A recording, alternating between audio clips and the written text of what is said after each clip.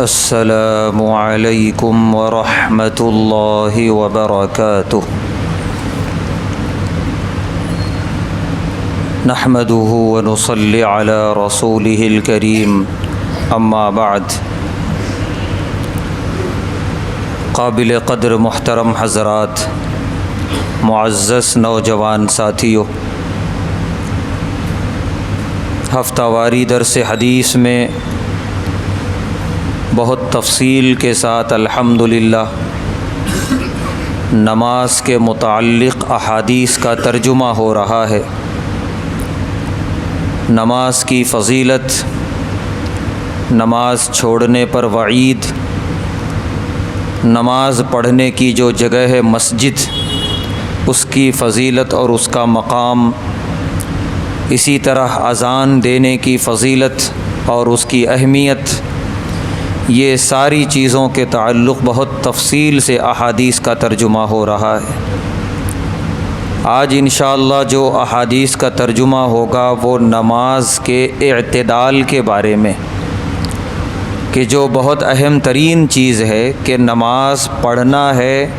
تو نماز کو نماز کی طرح پڑھنا چاہیے، خشوع اور خضوع کو ملحوظ رکھنا چاہیے۔ کہیں ایسا نہ ہو کہ اللہ کے کرم سے توفیق ملی، مسجد آئے، نماز پڑھے، لیکن ہم نے اپنی کوتاہی کی وجہ سے نماز ایسی پڑھی کہ اس کا شمار ہی نہیں ہوا اللہ کے نزدیک، تو یہ بڑی بدقسمتی اور محروم القسمتی ہوگی۔ اس لیے نماز میں جو سب سے اہم ترین چیز اللہ کے دربار میں مطلوب ہے وہ ہے خشوع اور خضوع۔ نماز کو انتہائی سنجیدگی کے ساتھ اللہ کے سامنے حاضر ہیں اور موجود ہیں اس تصور کے ساتھ، اور اللہ سے ہم کلام ہیں اس تصور کے ساتھ، انتہائی وقار کے ساتھ نماز پڑھنی ہے کہ ہمارے کسی بھی عمل سے ایسا ظاہر نہ ہو کہ بندہ نماز پڑھ رہا ہے یا کیا کر رہا ہے، ایسا ظاہر نہ ہو۔ اسی لیے قرآن میں اللہ نے جب نماز کا ذکر کیا تو فرمایا الذین هم فی صلاتہم خاشعون، کہ حقیقت میں نمازی وہ ہیں جو اپنی نماز میں خشوع خضوع اختیار کرتے ہیں۔ اور خشوع خضوع کا مطلب ہے نماز میں ہیں تو بس نماز میں ہے، غیر نماز کا کوئی عمل نماز میں نہ ہو، ادھر ادھر نگاہیں نہ اٹھیں، ہاتھ ادھر ادھر نہ جائے، نماز پڑھنے کی رفتار انتہائی تیز نہ ہو، سنجیدگی کے ساتھ نماز پڑھی جائے، حضور قلبی کے ساتھ نماز پڑھی جائے۔ چنانچہ مشہور حدیث ہے ترمذی شریف کی، جس کے امام ترمذی رحمۃ اللہ علیہ نے صحیح حدیث بتایا ہے کہ ایک صحابی نے اللہ کے رسول صلی اللہ علیہ وسلم سے عرض کیا کہ ہم سجدے میں جاتے ہیں تو اس زمانے میں ایسی قالین اور اتنے عمدہ چیزیں بچھی ہوئی نہیں ہوتی تھیں، ڈائریکٹ مٹی اور ریت پہ سجدہ کرنا ہوتا تھا، تو ریت پہ سنگریزے ہوتے ہیں، وہ چبھتے بھی ہیں اور انتہائی گرم ہوتے ہیں، گرمی کی وجہ سے تو پیشانی جل جاتی ہے سجدہ کرتے ہوئے۔ تو اے اللہ کے رسول صلی اللہ علیہ وسلم، کیا سجدے میں جانے سے پہلے ہاتھ سے کنکریاں ہٹانے کی اجازت ہے؟ ترمذی شریف کی روایت ہے، پیارے نبی صلی اللہ علیہ وسلم نے پہلا جواب دیا لا، نہیں ہے اجازت۔ اس کے بعد آپ نے فرمایا کہ بہت تکلیف ہو رہی ہے، سجدہ سجدے کی طرح نہیں ہو پا رہا ہے، مرتن واحدتن، ایک مرتبہ ہاتھ یوں کر سکتے ہو، بس ایک سے دوسری مرتبہ نہیں، وہ بھی بڑی مجبوری ہے، تو ویسی مجبوری شاید ہم کو کبھی معلوم نہ ہوئی ہو، محسوس نہ ہوئی ہو۔ اللہ کے فضل سے ہم ایسی قالینوں پہ اور مصلوں پہ نماز پڑھتے ہیں، مسجد میں بھی اور گھر میں بھی، لیکن صحابہ نے ویسی نمازیں پڑھی ہیں۔ ایک اور صحابی آئے، وہ بھی ترمذی شریف میں روایت ہے، کہتے ہیں اللہ کے رسول صلی اللہ علیہ وسلم سجدے میں جاتے ہوئے، وہی تکلیف ہے سنگریزوں کی اور اس کی گرمی کی، تو جاتے ہوئے ہلکا سا میں پھونک مار کے جا سکتا ہوں کیا؟ ہلکا سا پھونک دوں پھر سجدے میں چلے جاؤں؟ پیارے نبی صلی اللہ علیہ وسلم نے وہاں بھی فرمایا لا، نہیں۔ پھر آپ نے بعد میں فرمایا کہ بہت مشکل ہو رہی ہے سجدہ کرنے میں، ایک مرتبہ ہلکی پھونک کی اجازت ہے، ایک سے دو مرتبہ نہیں۔ یہ احادیث ہیں پیارے نبی صلی اللہ علیہ وسلم کی۔ تو ہمارا کیا خیال ہے کہ ہم انتہائی عمدہ آرام دہ جگہ نماز پڑھتے ہیں، پھر بھی نگاہیں ادھر ادھر جا رہی ہیں، ہاتھ ادھر ادھر جا رہا ہے، موبائل آیا تو اب تو نماز ہی ختم ہو گئی، بس نماز میں ہے یوں ہی، لیکن فون آیا تو کبھی ادھر ہاتھ جا رہا ہے کبھی ادھر ہاتھ جا رہا ہے، ایک بار بند کر رہے ہیں نہیں بند ہوا، 2 بار بند کر رہے ہیں، بعض ہمارے نوجوان جیب سے نکال کے بند کر کے پھر جیب میں رکھتے ہیں۔ اب نماز کا کیا عالم ہے وہ اللہ بہتر جانتا ہے۔ بعض بھائیوں کو تو دیکھا گیا کہ باقاعدہ قیام میں کھڑے ہوئے ہیں، نماز میں ہیں، اینک نکالے جھک کے رکھے پھر کھڑے ہو گئے، موبائل جیب سے نکالے جھک کے زمین پہ رکھے پھر کھڑے ہو گئے۔ یہ اتنا جھک رہے ہیں نماز میں، آپ کی نماز کہاں رہی؟ قیام میں اور تشہد میں یہ سینہ قبلے سے پھرنا نہیں ہے، لیکن آرام سے جھک رہے ہیں، پھر اٹھ کے جو ہے کھڑے ہو رہے ہیں قیام میں اسی طریقے سے۔ تو پیارے نبی صلی اللہ علیہ وسلم نے ذرا بھی نماز میں کسی اور عمل کی اجازت نہیں دی، اسی لیے خشوع خضوع کے ساتھ، سنجیدگی کے ساتھ، اطمینان کے ساتھ نماز پڑھو۔ اسی لیے پیارے نبی صلی اللہ علیہ وسلم نے فرمایا جماعت کھڑی ہے، تمہیں استنجا اور ضرورت کا تقاضا ہے، پہلے جا کے ضرورت سے فارغ ہو جاؤ، حدیث ہے پہلے استنجا سے فارغ ہو جاؤ۔ ایسا نہیں جماعت کا ثواب پانے کے لیے آ تو گئے نماز میں لیکن تقاضا شدید ہے، اب بے چینی ہے، تو ایسی نماز سے کوئی فائدہ نہیں ہے۔ یہاں تک حدیث ہے پیارے نبی صلی اللہ علیہ وسلم نے فرمایا تمہیں بھوک کا تقاضا ہے، کھانا حاضر ہے، جماعت کا بھی وقت ہو رہا ہے، کھانا کھاؤ پہلے۔ حدیث ہے پیارے نبی صلی اللہ علیہ وسلم کی، کھانا کھا کے پھر نماز کے لیے آؤ، کہیں ایسا نہ ہو بھوک کی شدت کی وجہ سے تمہاری نماز ہی صحیح نہ ہو، پورے نماز میں تمہیں بھوک ستاتی رہے، تمہارا خیال کھانے اور پینے میں رہے، تو ایسی نماز کا فائدہ کیا ہے؟ ضرورت سے فارغ ہو جاؤ، بھوک لگی ہے کھانا وغیرہ کھا لو، اس کے بعد نماز پڑھو۔ نماز میں صرف اللہ کی طرف دھیان رہے، توجہ رہے، باقی یہ جو غیر نماز کی چیزیں ہیں وہ تمہاری نماز کو خراب نہ کریں، یہ بڑی اہم ترین چیز ہے۔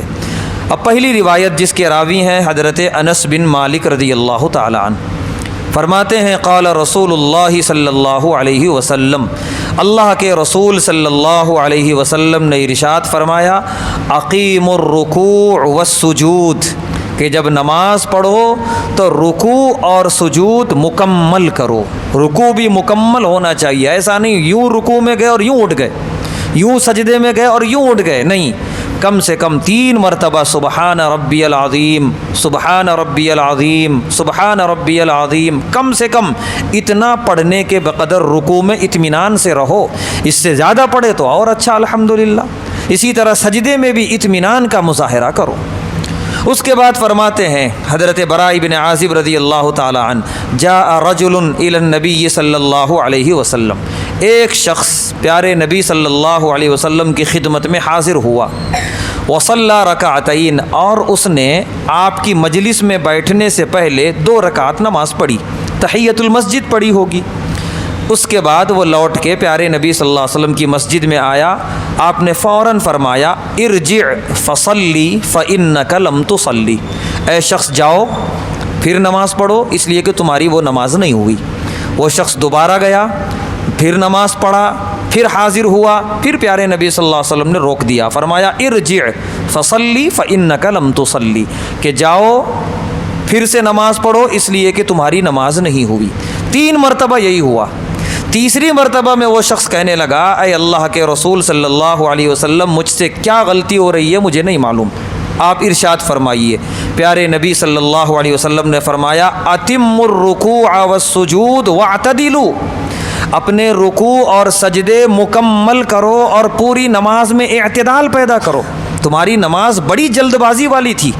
ایسی جلد بازی والی نماز اللہ کے دربار میں قبول نہیں ہے، اعتدال کے ساتھ نماز پڑھو، اپنی نماز کے ساتھ انصاف کرو۔ تو یہ حدیث بہت زیادہ ہمارے لیے پیغام ہے اس میں کہ اپنی نماز کا ہم جائزہ لیں اور اطمینان کے ساتھ نماز پڑھیں۔ دوسری روایت جس کے راوی ہیں حضرت ابو قتادہ رضی اللہ تعالیٰ عنہ، فرماتے ہیں قال رسول اللہ صلی اللہ علیہ وسلم، اللہ کے رسول صلی اللہ علیہ وسلم نے ارشاد فرمایا اسوأ الناس سرقہ، کہ چوری کرنے والا جو چور ہوتا ہے، فرمایا چوروں میں سب سے برا چور وہ ہے الذی یسرق من صلاتہ، جو اپنی نماز میں چوری کرتا ہے۔ قالو، صحابہ نے کہا یا رسول اللہ، اے اللہ کے رسول صلی اللہ علیہ وسلم، وکیف یسرق من صلاتہ، نماز میں کیسے چوری کر سکتا ہے کوئی شخص؟